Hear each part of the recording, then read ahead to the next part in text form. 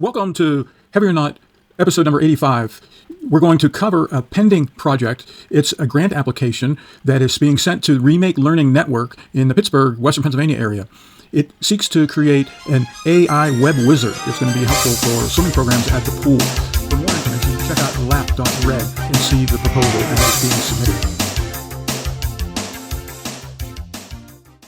All right, today we're jumping into something really cool. It's a grant application, but hear me out. It's one that wants to totally remake youth coaching using AI. We're talking about a project with a huge goal. Basically, a moonshot for learning. So this quote right here. AI as a connector, not as a director. This is pretty much the entire big idea in a nutshell. I mean, think about all the talk right now about AI taking over. Well, this flips that on its head. It says, hey, what if AI isn't the director, the boss, telling us what to do? What if it's a connector, a tool that actually helps us talk to each other, reflect, and get closer? That's a really different way to look at it, and it's our starting point. Okay, so with that big idea in mind, AI as a connector, let's dive into the future this project is trying to build. They're actually painting a picture for us, set in the year 2035. And this future really boils down to three key things. First, like we said, the AI is there to connect people, not direct them. Second, learning becomes visible. And this is cool. Think about 3D avatars that show a swimmer exactly how they're moving, letting them see their progress in a way they never could before. And third, the whole system is co-owned. So schools, nonprofits, tech companies, everyone is in it together, sharing what they learn. But, to get to that future, you can't just throw some new tech at the problem. The project argues that we first have to really challenge the old way of doing things. This isn't just about a cool new gadget. It's about changing the entire mindset behind coaching. And this slide really lays out the difference, doesn't it? I mean, look at the contrast. The old way is that classic top-down drill sergeant style coaching. The coach knows everything, you just do the drills. But the moonshot way, well, it flips that completely. It's about working together, coaching the entire person, not just their swimming stroke, and, get this, turning the kids themselves into leaders. And this quote, wow, it just nails it. We'll coach the person, not just the strokes, making swimming pools places of growth, belonging, and purpose. I like to say that the swimming pool's the best learning laboratory of the entire school campus. We'll coach the person, not just strokes. The goal here isn't just to make faster swimmers. It's to turn the pool into a place for growth, for finding your people, for figuring out what you're about. It's a much bigger, much more human goal. That all sounds great, but how do you actually do it? What's the practical tool here? Well, the answer is something they're calling the coaching wizard. Now, when you hear coaching wizard, don't picture some robot coach yelling from the sidelines. That's not it at all. It's more of a guide. Think of it like an AI partner that's designed to spark conversations. It gives you prompts, it shows you visual feedback, and its whole job is to help the kids and their mentors talk about what happened, understand each other better, and really grow as leaders. So here's how it actually works in practice. The AI kicks things off with some personalized reflection questions. The young athlete can then just respond, maybe with a voice note or a quick text. At the same time, they can see their technique with one of those 3D avatars.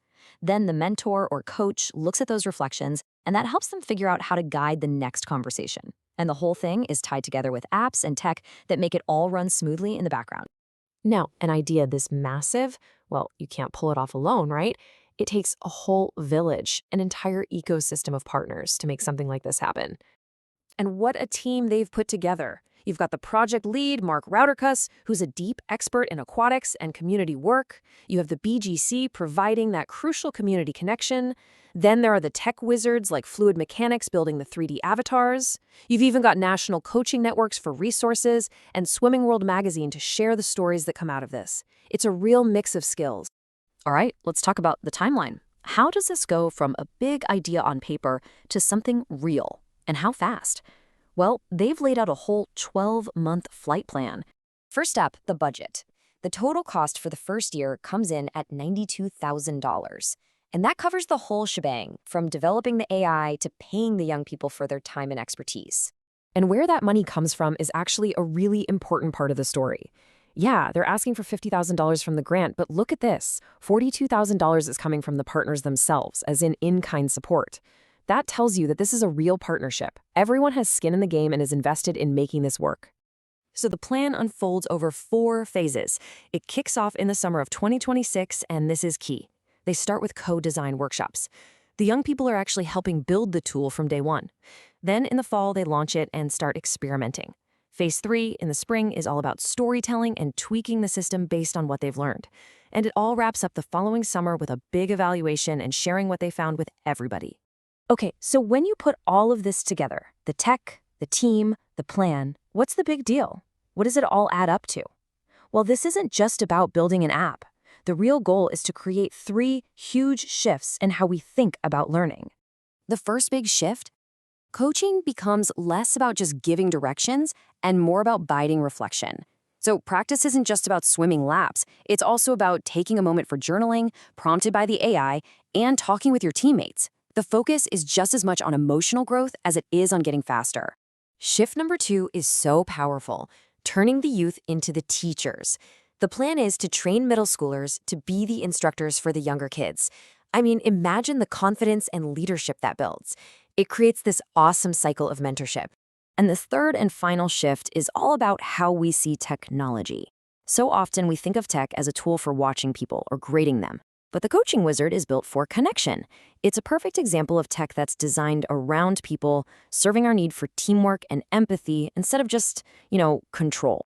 And that all leads to the final, really powerful question this whole project asks. What if every team practice, not just in swimming, but in any sport, any club, any activity, was also a leadership lesson? Think about that. It pushes this whole idea way beyond the pool, and it's a pretty fascinating thought to leave you with. If you're as excited as I am about this program, I'd love for you to get involved. You can help by forwarding this podcast to your friends who also might like to be involved.